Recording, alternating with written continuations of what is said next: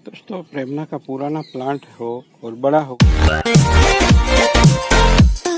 है तो भी आपका कभी कभी कोई काम का नहीं रहता, क्योंकि आप लोग उसको क्या करते हैं कि ऐसे ही बढ़ने देते हैं और ठीक हो जाता है, फिर इसमें कोई मूवमेंट नहीं बचती और फिर आपको स्टाइल करने में दिक्कत होती है, क्योंकि दूसरा ग्रोथ आने में वक्त भी लग जाता है।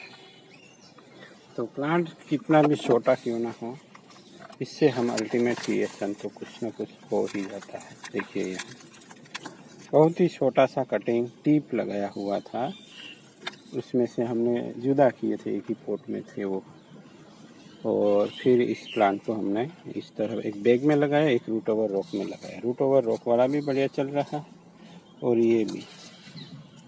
तो ये थिकन बहुत जल्दी होते हैं अगर आप उसको ग्रो करवा देने के लिए छोड़ देते हैं। देखिए ये कर्वेचर, देखिए ये अब बहुत ही अच्छा लगेंगे बाद में।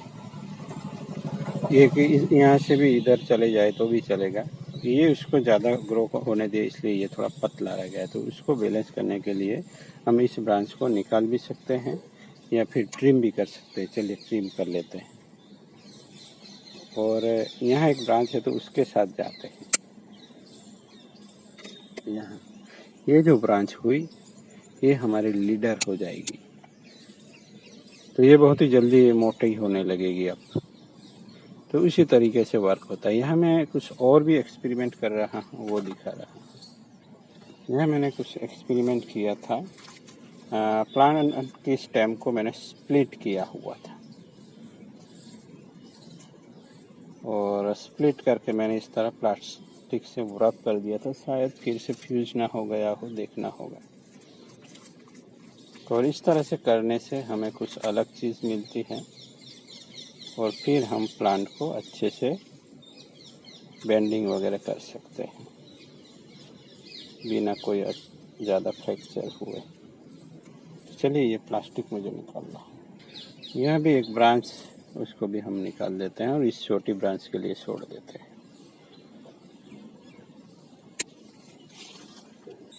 तो ये कुछ अलग रहने थे पर चिपक चुके हैं। ये अलग किए थे मैंने, अलग अलग स्टेम हो जाने थे। देखिए ये 3-4 स्प्लिट किए हुए थे मैंने। तो इस तरह से करने से होगा क्या दोस्तों, तो इससे हम बहुत ही कुछ अलग टाइप की मूवमेंट ले सकते हैं। आजकल यूट्यूब में वीडियो देख सकते हैं, बट ये मुझे अच्छा नहीं लगा तो उसको भी मैं निकाल देता हूँ और दूसरे ब्रांच को लीडर बना दूँगा, इस ब्रांच को। यहाँ भी थोड़ा फिनिशिंग किया जाए तो इस तरह टेपर क्रिएट कर सकते हैं, बड़ी ब्रांच से छोटी ब्रांच को ग्रो करवा के, और जो मूवमेंट मिलेगी वो गजब की होगी। और जो लोअर ब्रांच है उसको मैंने ऐसे ही छोड़ा था, इसकी वजह से ज़्यादा ग्रोथ करता है।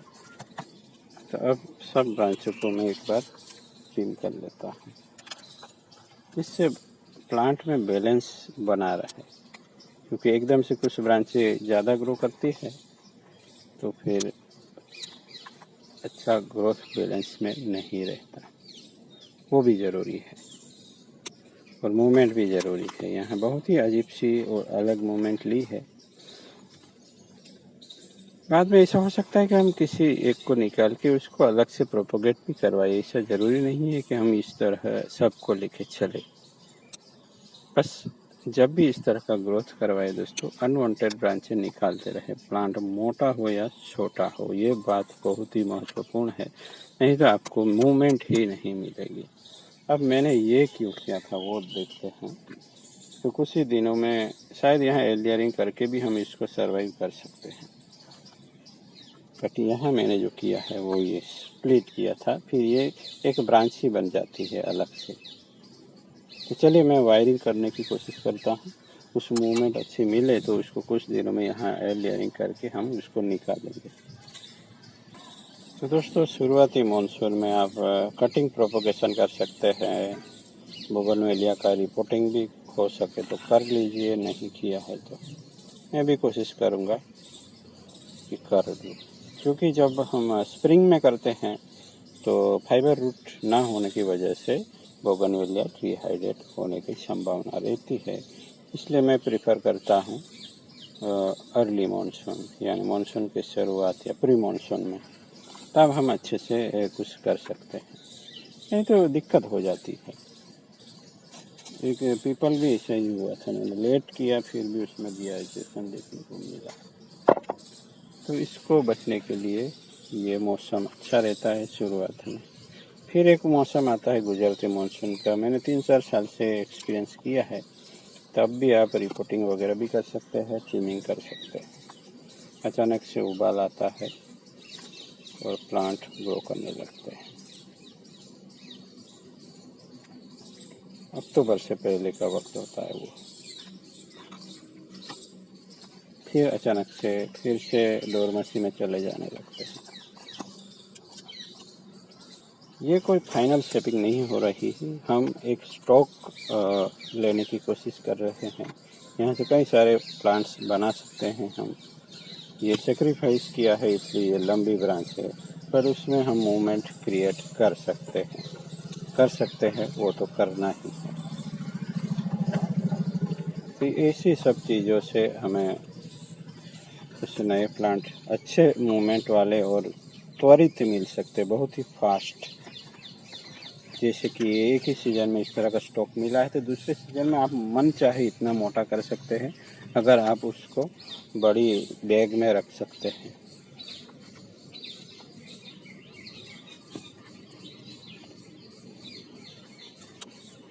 यहाँ ब्रेक हुआ है, कोई दिक्कत नहीं। अब हमने यहीं से इसको काट ही देते, कोई दिक्कत वाली बात नहीं, क्योंकि हमें जो चाहिए वो तो मिल ही रहा है। यहाँ लीडर ब्रांच भी मिल चुकी है, मूवमेंट भी मिला है, चलिए वो भी गया। फिर भी ये लीडर ब्रांच तो बची है, तो उसके साथ हम आगे बढ़ेंगे। और यहाँ जो मूवमेंट मिली है वो भी गजब की है। ये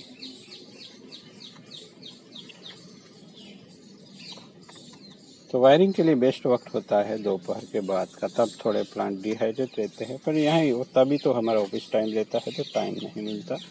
आज तो संडे है तो सुबह में ही टाइम निकाल लिया है। तो चलिए मिलते हैं, इसमें से कितने प्लांट बनेंगे, क्या करूँगा आगे, इसके लिए बने रहना होगा। Thank you for